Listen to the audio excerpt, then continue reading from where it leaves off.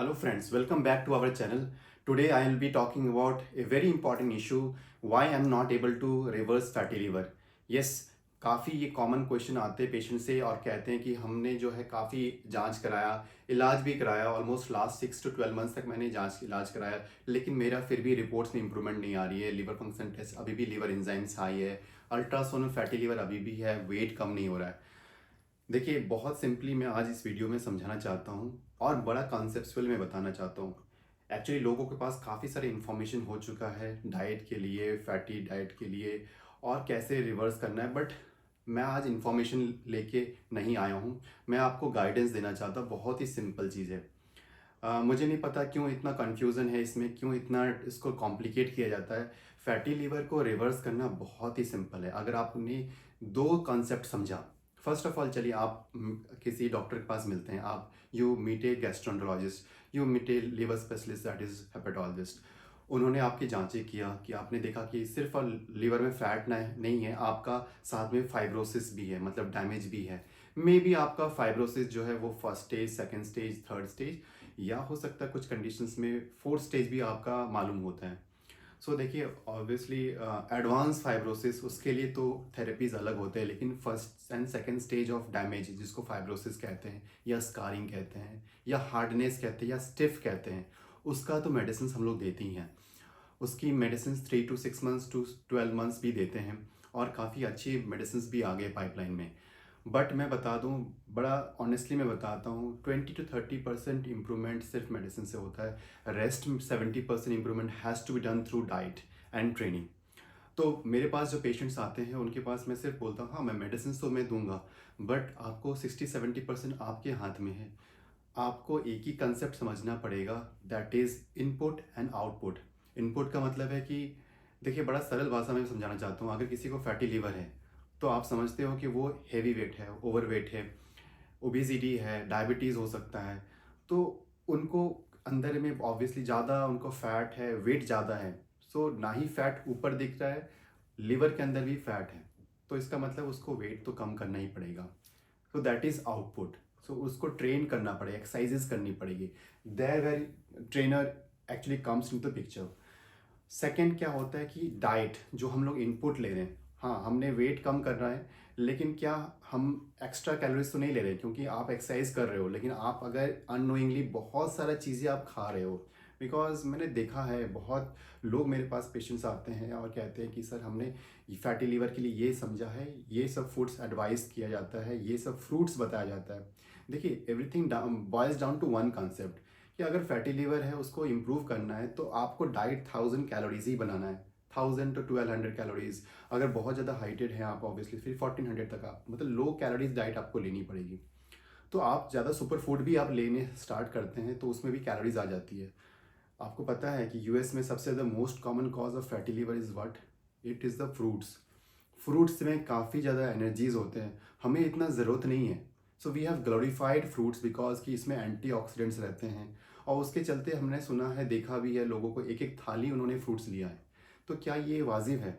आप देखिए, फ्रूट्स इतना खा रहे हो, 500-600 कैलोरी तो वैसे चली जाती है। मैं बता रहा हूँ कि फैटी लीवर को इम्प्रूव करने के लिए सिर्फ और सिर्फ आपको लो कैलोरी डाइट आपको रखनी पड़ेगी। आपको चाहे आप इंटरमिटेंट फास्टिंग करें या कुछ भी करें, एवरीथिंग बॉयल्स डाउन कि आपको लो कैलोरीज खानी है। तो फर्स्ट ऑफ ऑल इनपुट, मतलब आपको डाइट बहुत इंपॉर्टेंट है। इसलिए कई होता है कि कई पेशेंट्स हमारे पास आते हैं कि हमने डाइटिशियन के पास गया, चार्ट बनाया, बट हमसे फॉलो नहीं हो जाती है। सेकेंड क्या है कि डाइटिशियन को भी पता नहीं रहता है कि हमें मेडिसिन के साथ साथ डाइट क्या क्या चेंजेस करने होते हैं। सो दिस इज़ वन जो मैं देखता हूँ शॉर्ट कमिंग्स होते हैं, जो डाइटिशियन जो नहीं देख पाते हैं। So they are seeing the patient at only one side, one third part. Trainer जब जाते हैं तो उसको पता नहीं रहता है कि अगर पेशेंट को हार्ट डिजीज़ है, क्योंकि लिवर डिजीज़ किसी को है तो ऑब्वियसली हार्ट डिजीज़ का होने का चांसेस रहते हैं। तो उसको किस तरह का एक्सरसाइजेस करनी चाहिए, कितना ज़्यादा इनिशियली आपको वेट ट्रेनिंग करना चाहिए, किस तरह से कार्डियो रखना है, किस तरह का रेजिस्टेंट ट्रेनिंग रखना है, किस तरह का मसल ट्रेनिंग करनी है, सर्किट ट्रेनिंग करनी है, एरोबिक्स करनी है, उसको नहीं पता। उसको पता है कि हाँ हर किसी को एक ही फार्मूला अप्लाई की जाती है, तो उसको मेडिकली चीज़ें नहीं पता रहता है। डॉक्टर को बस मेडिसिन पता रहता है, उनको तो पता है कि हाँ आपको डाइट ये फॉलो करना है, एक्सरसाइजेज करनी है, बट कई बार मैंने देखा डॉक्टर भी फॉलो नहीं करता। So that is very ironical. None of the three parts कभी भी हॉलिस्टिकली एक चीज़ को देखा जाता है। अगर किसी को फैटी लीवर है तो उसको हॉलिस्टिकली देखना चाहिए। और मुझे लगता है कि जब आप डॉक्टर के पास जाते हो, मेडिसिन तो आपको मिल जाता है, वो आपको लिख देते हैं, लेकिन सबसे इम्पॉर्टेंट है कि इनपुट एंड आउटपुट।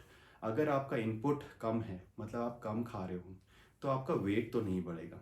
वेट नहीं बढ़ेगा तो लीवर में फैट नहीं बढ़ेगा। अगर फैटी लीवर ग्रेड 2 है मान लीजिए आपका, तो ग्रेड 2 ही रहेगा। बट वो ग्रेड 2 से ग्रेड 1 तभी होगा जब उसके अंदर से जो क्या फैट है वो बाहर निकलेगा। फैट को आप मान के चलिए कैलोरीज, एनर्जीज। तो एनर्जी तो आपको, कैलोरी को आपको बर्न करना पड़ेगा, मतलब एक्सरसाइजेस करनी पड़ेगी। सो इनपुट को आपको ध्यान रखना है, कटेल करना है 1000 to 1200 कैलोरीज।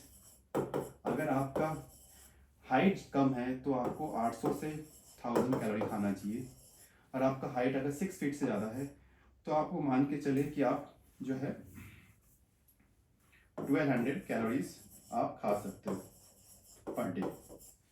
जहाँ तक ट्रेनिंग की बात है, ट्रेनिंग मैं मानता हूँ कि देखिए उसमें बड़ा कन्फ्यूज़न रहता है कि आपको भी लगता है कि मैं जाके ही जिम करूँगा।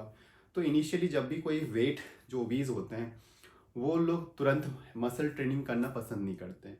उनको लगता है कि cardio is the one part जो पहले करना चाहिए, वेट जल्दी चढ़ता है।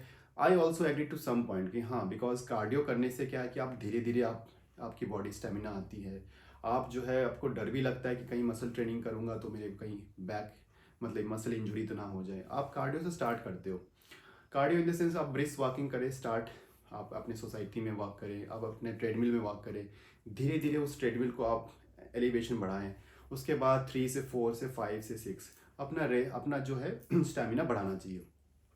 लेकिन एक लेवल के बाद आपको कार्डियो के साथ साथ मसल ट्रेनिंग भी करना पड़ेगा। बिकॉज अगर आपने मसल ट्रेनिंग किया तो आपको the amount of calorie that is burning in your from your body is more. So अगर आप मान लीजिए कार्डियो से आपने 20 मिनट किया और स्ट्रेंथनिंग भी एक्सरसाइजेस 20 मिनट किया, सो क्योंकि 20 मिनट से आप 25 मिनट हो सकता है आप करने का मन ना हो, लेकिन 20 मिनट आप मसल स्ट्रेंथनिंग कर सकते हो। तो 20+20 अगर आप 40 मिनट करते हो तो आपका दोनों ही, एक तो मसल भी स्ट्रांग हो रहा है और उससे भी वेट लॉस कैलोरीज बर्न हो रहे हैं और कार्डियो से भी कैलोरी रिडक्शन हो रहा है। सो आई फील कि ओवरऑल इसीलिए लोगों से जो है वो नहीं की जाती है, रिवर्स नहीं की जाती है, बिकॉज हॉलिस्टिकली कोई भी नहीं देख पाता। एंड द पेशेंट को भी बड़ा मोनोटोनस डाइट मिलता है। उसको ऐसा लगता है कि उसने फौज में ज्वाइन कर लिया और उसको वो कभी प्रैक्टिकली उसको नहीं खा पाता डाइट को। एक्सरसाइजेस करना, I think I know it's because खुद ही मैं समझता हूँ कि एक्सरसाइजेस बड़ा उसमें मोटिवेशन की चाहिए होती है। उसमें एक तो पेन होता है, दूसरा स्टेमिना, और हर इतना एज के बाद फिर जाके हम मसल ट्रेनिंग करें, रनिंग करें, सुबह एक रूटीन बनाएं, it's very difficult. But yes, आपको एज ए डॉक्टर मुझे लगता है कि जब डॉक्टर के पास जाते हैं तो आई थिंक जो प्रैक्टिकल सबसे ज़्यादा है कि I say to my patients, don't go to a dietitian, don't go to a trainer, neither me. आपको ध्यान रखना है कि 10% आपको जो खाना है उसको आपको कर्टेल करना है। जैसे जितना आप खाते हो उसको 10% आप कम करो।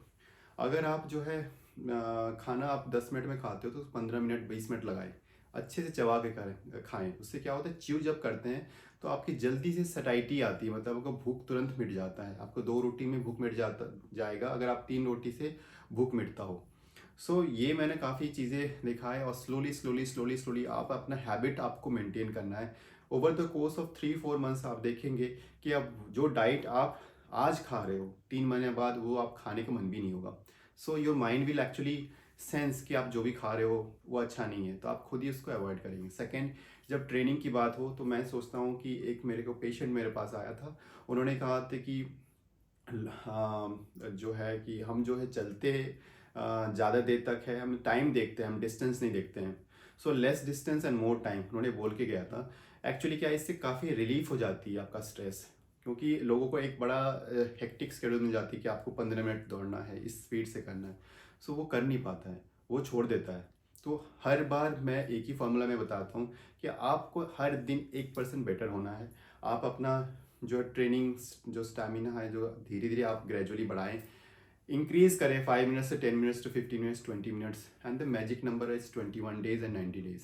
अगर आपने थ्री वीक्स आप अगर डाइट और आपने एक्सरसाइजेस किया, सो मुझे लगता है कि आपको इतना तो रहेगा कि you will be able to find the results in your body. 21 दिन में आपको 2 से 3 केजीज कम भी हो जाएंगे। एंड अगर 90 डेज तक आपने इस चीज़ को हैबिट को आपने मेंटेन किया, I think that will be best. आप देखना आप अपना हैबिट को भी चेंज नहीं कर सकोगे। नेक्स्ट कभी किसी और टॉपिक पे मैं वीडियो बनाऊंगा। आज के लिए thank you so much. Like करें, सब्सक्राइब करें, शेयर करें। Thank you so much. Have a nice day.